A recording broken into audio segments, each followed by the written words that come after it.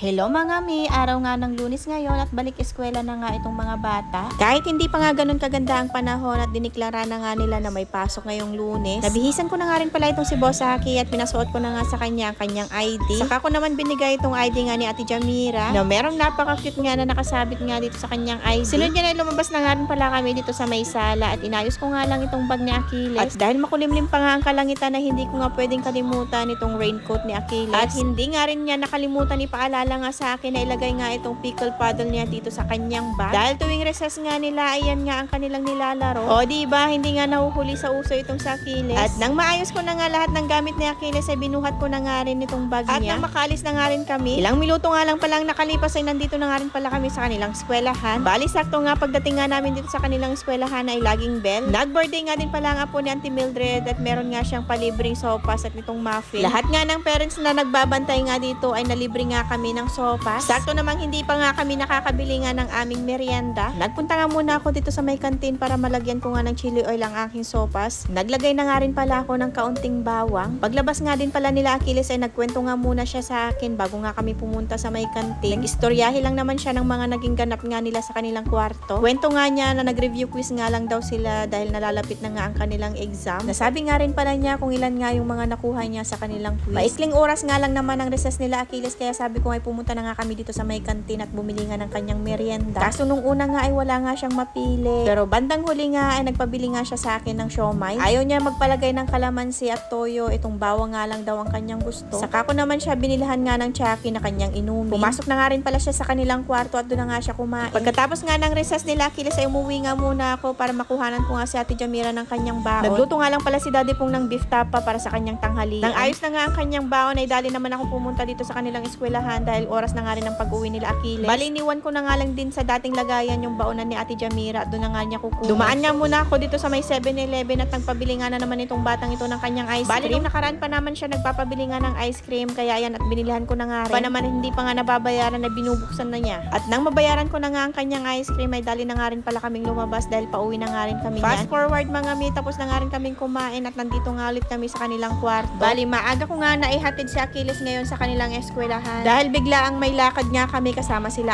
ate. Pinapili ko na nga rin pala siya ng kanyang baon sa tindahan. At naglagay na nga rin pala ako ng 20 pesos dito sa kanyang bag pambili ng kanyang tubig. Nakauwi na nga rin pala kami galing sa lakad namin nila ate at dumiretso na nga rin pala ako dito sa may tutor nila Achilles. Bali, sinabay na nga rin pala nila sis Honey at Kat itong si Achilles papunta nga dito. Mabuti na nga lang din talaga at maaga nga ako nakarating dito sa may tutor nila Achilles, kung hindi ay naabutan talaga ako ng malakas na ulan. Abay, pag nagkataon nga mga mi ay basang sisiw nga tayo pagdating nga natin. Meron nga din palang inabot si sis Honey sa atin na pagkain. Thank you sis Honey sa libreng pagkain. Yun lang mga mi for today's mini vlog. Thank you for watching. God bless. Bye-bye.